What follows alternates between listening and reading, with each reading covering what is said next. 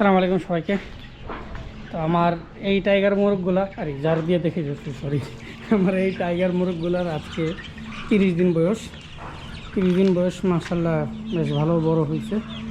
এখন খামারের সবচেয়ে গুরুত্বপূর্ণ যে জিনিসটা সেটা হচ্ছে ম্যানেজমেন্ট সব কিছু মিলিয়ে হচ্ছে ম্যানেজমেন্ট, যে আপনার খাবার বাটিগুলো ভালোভাবে পরিষ্কার করা লাগবে, তারপরে পানির বাটিগুলো ভালো করে পরিষ্কার করা লাগবে। ওইগুলোর ম্যানেজমেন্ট যদি ভালো থাকে, পাশাপাশি এই যে এগুলোর যে লিটারগুলো আছে, যেগুলো নিচে কাঠের গুঁড়াগুলো থাকে, এগুলোকে লিটার বলে। লিটারগুলো যেগুলো আছে ওইগুলো যদি পরিষ্কার থাকে তাহলে সব ক্ষেত্রে মিলিয়ে বলা হয় যে ম্যানেজমেন্টটা খুবই ভালো।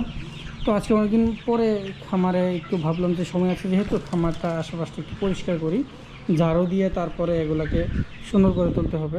এখন পরিবেশটা বেশ একদম ময়লা হয়ে রয়েছে, মানে এখান থেকে যেহেতু বাতাস আসতেছে, ওই পাশ থেকে বাতাসে এই লিটারগুলো এখানে আসতেছে, এগুলো আবার নিচতলা দিয়ে বাসার ভিতরে চলে যাচ্ছে।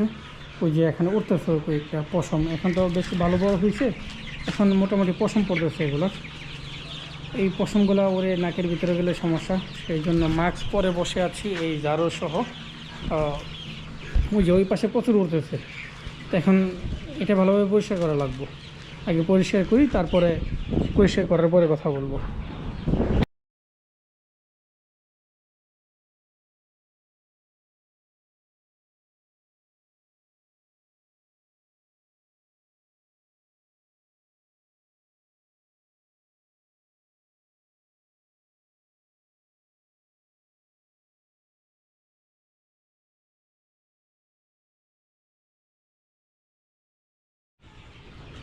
এই হচ্ছে এখন আমার এই ঝাড়ু দেওয়ার আপডেট।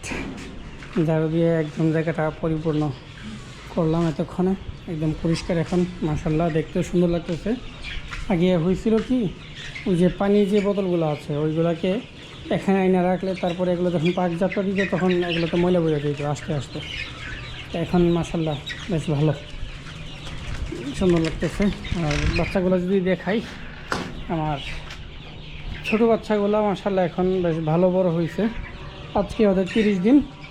তো ইনশাআল্লাহ আগামী 2 দিনের ভিতরে ওদের একটা আপডেট দিব। এখন আজান দিচ্ছে, সবাই ভালো থাকবেন। আসসালামু আলাইকুম।